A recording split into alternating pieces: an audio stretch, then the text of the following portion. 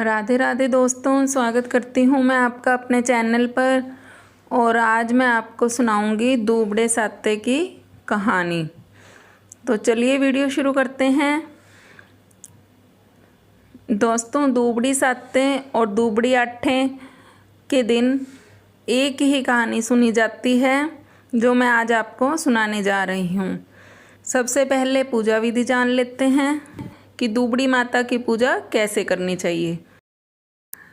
भाद्रपद माह की शुक्ल पक्ष की अष्टमी दूबड़ी आठे नाम से मनाई जाती है। दूबड़ी माता की पूजा का विधान है: स्नान, प्राणायाम एवं ध्यान करें, गणपति की स्थापना एवं पूजा करें। पहले पाटे को धोकर उसके चारों तरफ गिल्ली मिट्टी से लाइन बना लें। फिर चारों कोनों पर मटके ढकनी सहित बनाएं। एक तरफ सूरज, एक तरफ चांद बनाएं। अब साहूकार, साहूकारनी, साहूकार की बहन, नाग नागिन, 8 लड़के, उनकी बहुएं जल, दूध, रोली, आटा, घी, चीनी मिलाकर लोई बनाकर उनसे पूजें व दक्षिणा चढ़ावें। दूब बेर की 3-4 टहनी भी चढ़ावें। भीगा हुआ मूंग बाजरा भी चढ़ावें। मोठ बाजरे का बायना निकालें। सासू जी ननद को धोख लगाकर देवें या भिजवाएं। दूबड़ी साते की कथा कहें, फिर ठंडे भोजन का सेवन करें। यदि किसी की पुत्री का विवाह उसी वर्ष हुआ हो तो उसका भी उज्जमन करना चाहिए। दूबड़ी आठे की कथा इस प्रकार है। एक साहूकार था, उसके 7 बेटे थे। बेटों के विवाह के फेरों के पूरा होने से पहले ही बेटे मर जाते थे। इस प्रकार 6 बेटे मर गए। डरते डरते 7वें बेटे का विवाह मांडा। सब बहन बेटियों को बुलाया। सबसे बड़ी बुआ पीहर आते समय मार्ग में एक कुम्हार के यहाँ रुकी। उसका मन बुझा हुआ था, कोई खुशी नहीं थी। कुम्हार ढाकनी घड़ रहा था। बुआ ने पूछा, तू क्या कर रहा है? वह बोला कि गांव के साहूकार के बेटे का विवाह है, उसी के लिए ढाकनी घड़ रहा हूँ, पर उसका बेटा मर जाएगा। बुआ ने पूछा कि बेटा नहीं मरे, इसका कोई उपाय नहीं है क्या? कुम्हार ने बताया कि यदि बींद की कोई बुआ दूबड़ी साते का व्रत करे, ठंडा खाए, कांटा फांसे, बींद के सारे नेग उल्टे करे, गालियाँ देती रहे, फेरे के समय कच्चा दूध और तांत का फंदा लेकर बैठ जाए, आधे फेरे होने के बाद एक सांप बींद को डसने आएगा, तब उसके सामने कच्चे दूध का करवा रख दे।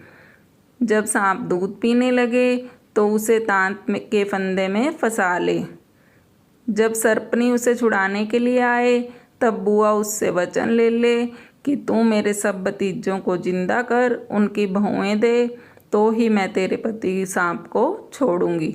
सारी बात सुनकर बुआ वहाँ से रवाना होकर पियर में अपने घर में गालियाँ देती हुई घुसी। सब उसके इस व्यवहार से अचंभित रह गए, पर कोई कुछ नहीं बोला।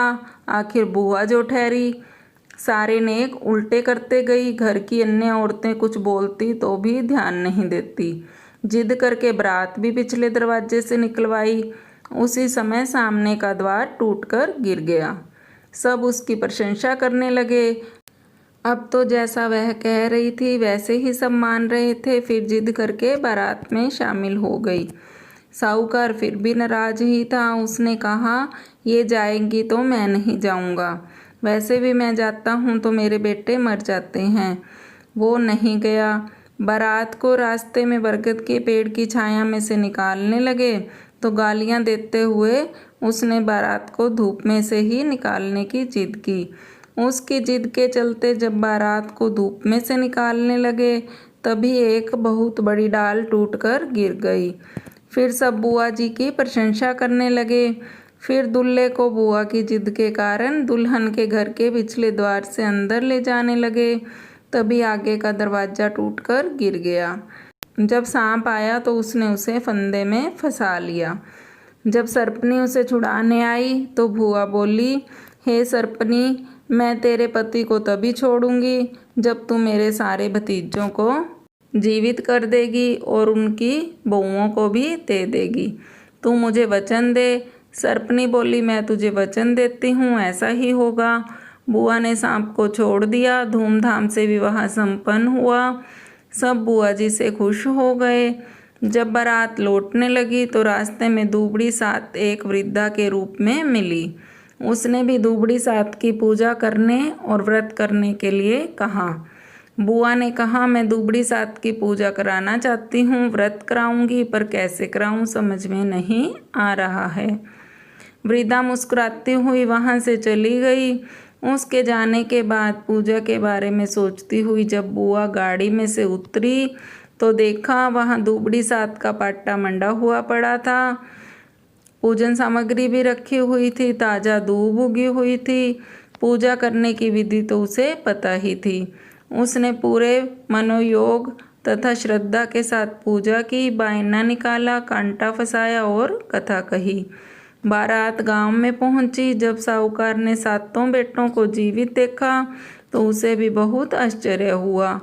सारे बेटे साहूकार के पैर पड़ने लगे तो साहूकार बोला, बेटा अगर आज तुम पुनः जिंदा हो तो अपनी बुआ के कारण। ये जीवन तुम्हारी बुआ का दिया हुआ है, इसलिए सब इनके पैर पड़ो। बाद में साहूकार ने सारे गांव में डिंडोरी पिटवा दी कि अपने बच्चों की जीवन रक्षा के लिए हर कोई दूबड़ी सात्य का पाटा मांडेगा, व्रत करेगा, पूजा करेगा, बायना निकालेगा, कांटा फंसाएगा और कहानी सुनेगा। हे दूबड़ी माता, जैसे साहूकार के बेटों के जीवन की रक्षा की, वैसे ही तुम सबकी रक्षा करना। गणपति की कथा। एक ब्राह्मण था। वो प्रतिदिन सुबह नदी पर स्नान करके आता और गणपति की पूजा करता था। ब्राह्मणी को इससे चिढ़ होती थी। एक दिन उसने जब ब्राह्मण नदी पर गया हुआ था तब गणपति की प्रतिमा को छुपा दिया। ब्राह्मण स्नान करके लौटा और प्रतिमा के लिए पूछा तो उसने नहीं दी। ब्राह्मणी बोली, मैं दिन भर खटती रहती हूँ और तुम निखट्टू पूजा पाठ के बहाने आराम फरमाते हो। ब्राह्मण बोला, तू कुछ भी कर ले, मैं तो तेरे गणपति की पूजा किए बिना अन्न का एक दाना भी मुंह में नहीं डालूंगा। इन दोनों की नोकझोंक देखकर गणपति की प्रतिमा मुस्कुराने लगी। ब्राह्मणी को मुस्कुराती प्रतिमा देखकर और गुस्सा आ गया। वो बोली, वो पड़ी तुम्हारी मूर्ति। ब्राह्मण ने पूजा की। गणपति ने उसकी भक्ति से प्रसन्न होकर कहा, तुझे मेरी पूजा करते कई वर्ष हो गए हैं, मैं प्रसन्न हूँ, बोल तेरी क्या इच्छा है। ब्राह्मण ने कहा, अन्न चाहूँ, धन चाहूँ, जगत के सब सुख चाहूँ। गणपति ने कहा, तूने तो सब कुछ मांग लिया, जा दिया।